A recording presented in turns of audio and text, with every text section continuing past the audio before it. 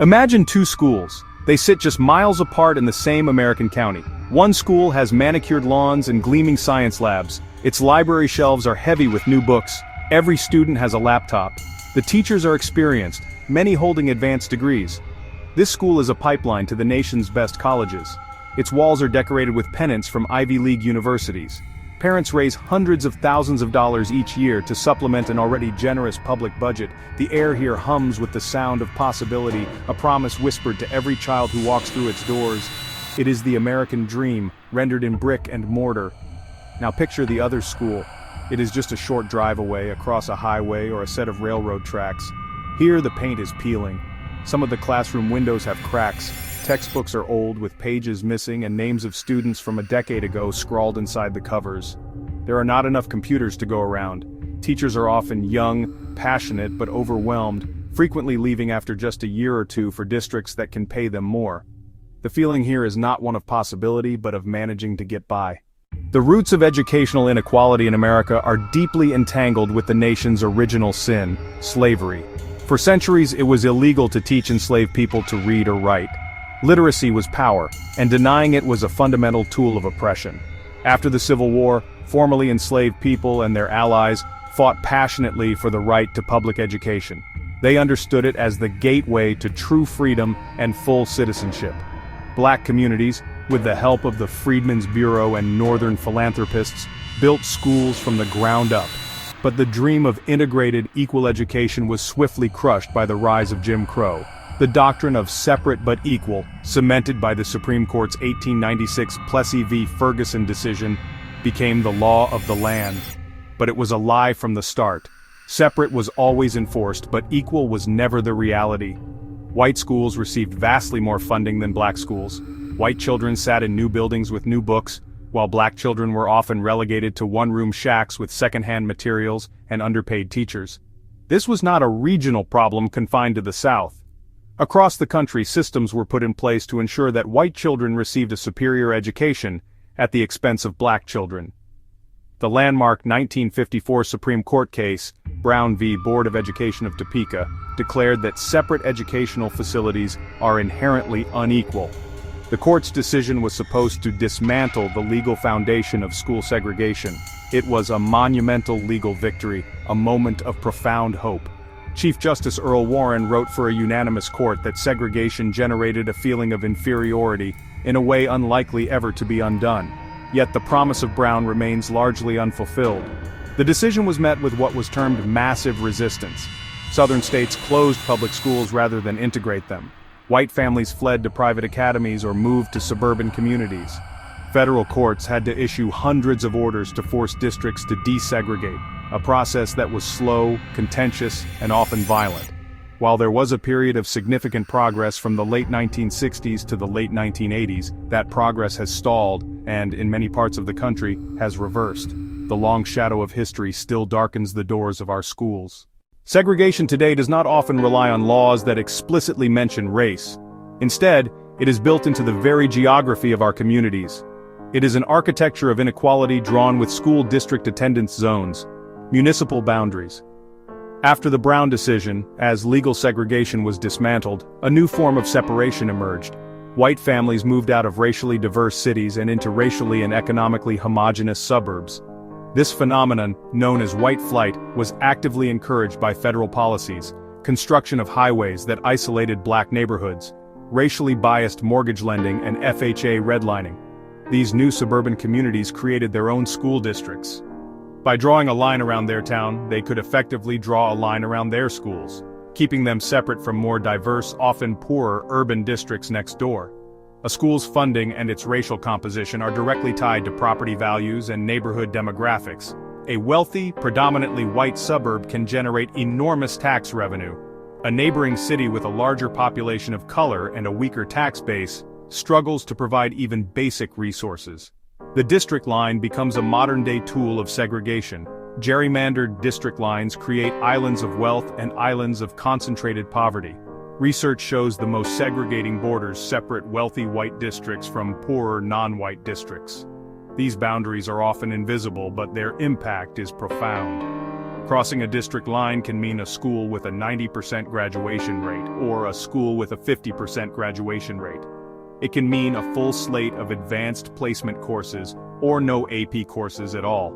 These lines on a map function as modern-day walls, sorting children by race and class. The majority of white students attend overwhelmingly white schools. The majority of Black and Latino students attend schools where most peers are students of color. These schools are also disproportionately poor. Dual segregation by race and by income creates a powerful cycle of disadvantage.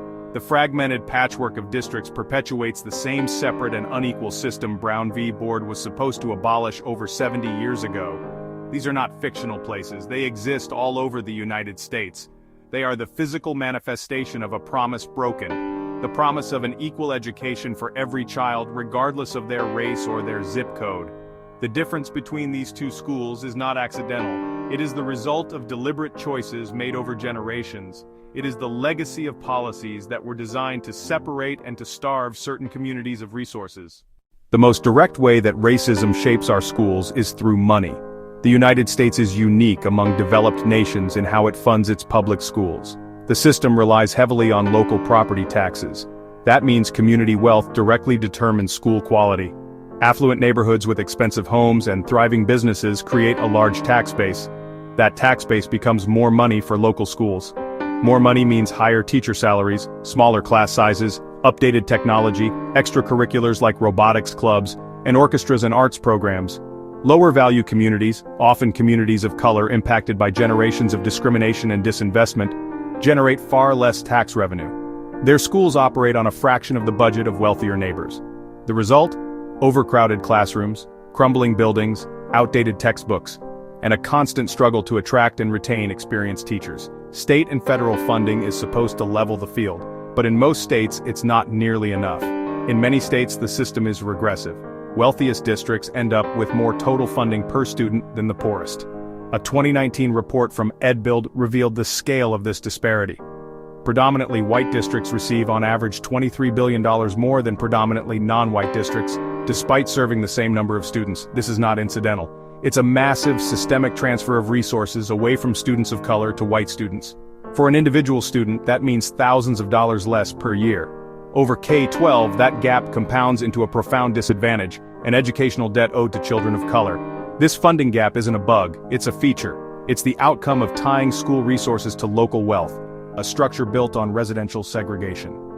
Funding schools this way gives children in affluent white communities an educational advantage.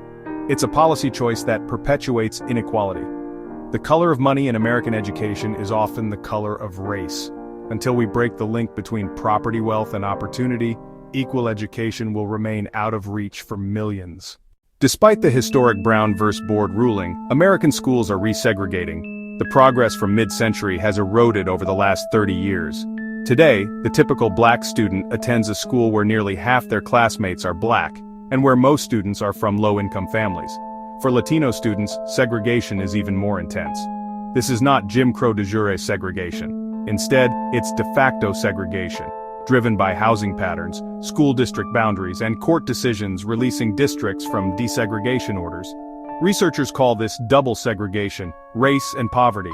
Schools with many students of color almost always have high concentrations of poverty.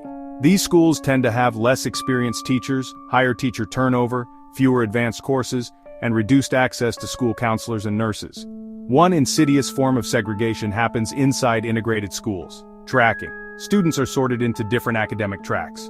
White and Asian students are overrepresented in gifted honors and AP classes. Black and Latino students are disproportionately in remedial or lower-level courses. It becomes a school within a school. Same hallways, very different experiences.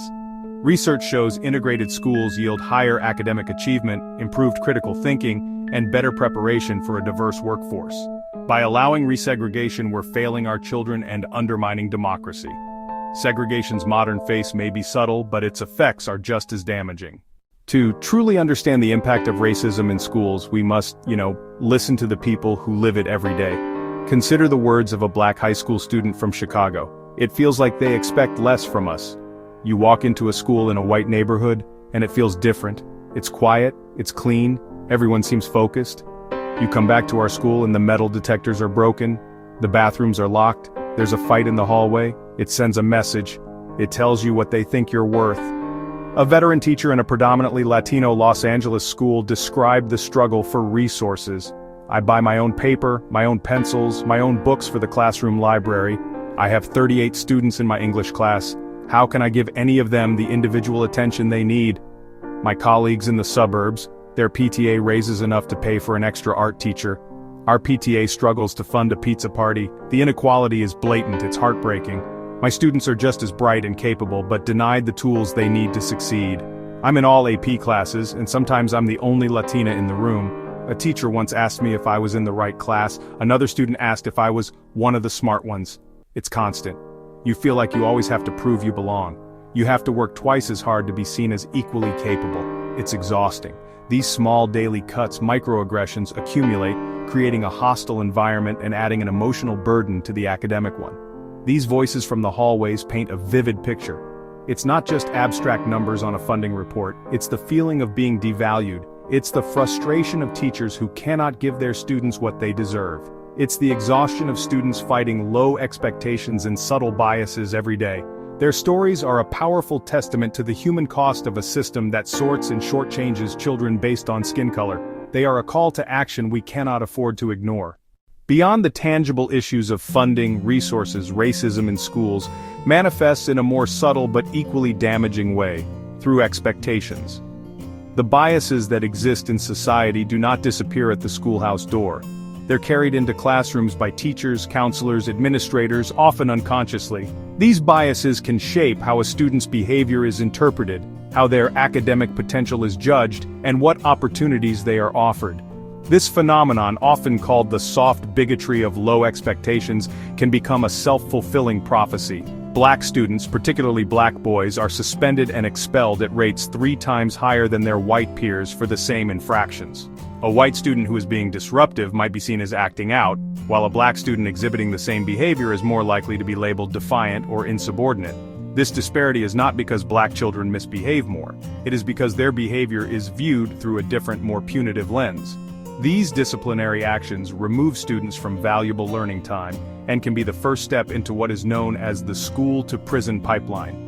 This bias also affects academic opportunities. School counselors in under-resourced schools, who are often overworked with caseloads of hundreds, may be less likely to encourage black students, may be less likely to encourage Latino students to take rigorous AP or honors courses, even when those students have strong grades. They might steer them toward vocational tracks or community college instead of 4-year universities. This is not always born of malice. It can stem from a misguided belief they are protecting the student from failure or from a lack of awareness of the student's true potential, but the result is the same. Doors of opportunity are closed before the student even has a chance to knock. The cumulative effect of these low expectations is devastating. It erodes confidence and ambition. When a system constantly sends you the message that you are not capable, that you are not expected to succeed, it becomes harder to believe in your own abilities. Students begin to internalize the negative stereotypes projected onto them and may disengage from school. Breaking this cycle requires systemic change, including anti-bias training for educators, culturally responsive curriculum, and a fundamental shift toward believing in the inherent brilliance of every single child. Addressing the deep-seated issue of racism in American schools can feel overwhelming, but the path toward a more equitable system is not a mystery. Solutions exist. They require political will, courageous leadership, and a collective commitment to justice. First and foremost, we must tackle funding. We must move away from a system that ties school quality to local property wealth. States can adopt more equitable formulas that send more resources to the students who need them most. Weighted student funding for low-income students, English learners, and students with disabilities. Another crucial step is to intentionally pursue school integration, not forced busing from a bygone era, but smart, voluntary policies. Magnet schools, redrawn attendance zones, and controlled choice systems can help balance schools socioeconomically and racially. Where districts are too segregated internally, inter-district transfer programs can open doors, a strategy that has shown powerful results. Inside schools, we must invest in culturally competent environments, recruit and retain a more diverse teaching force, and implement curriculum that reflects all histories and contributions. All educators need ongoing high-quality training in anti-bias and anti-racist practices to confront implicit biases in discipline and tracking. Finally, we must hold systems accountable, collecting and transparently reporting data on funding gaps, disciplinary disparities, and access to advanced coursework, all disaggregated by race. When we can clearly see the inequalities, we can no longer ignore them. The state of our schools today is a direct reflection of our history and our priorities. The inequality is not an accident, it is a choice.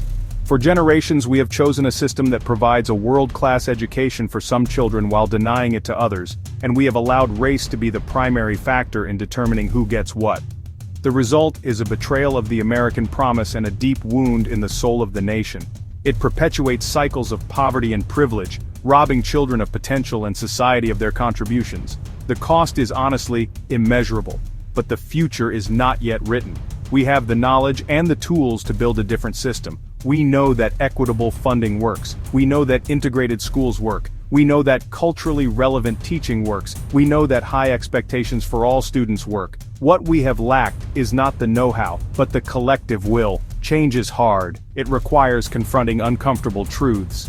And those with privilege advocating for a system fair to everyone. The hope lies in the resilience of students, the passion of educators, and the growing chorus of advocates who refuse to accept the status quo. It lies in the student who demands inclusive history, the teacher who builds a welcoming classroom, the parents who organize, the leaders who champion equity even when it's hard. Ultimately, the fight for educational justice is a fight for our democracy. By confronting the legacy of racism and building something better, we can create a future where the doors of opportunity are open to all, and where every child's school is a place of promise.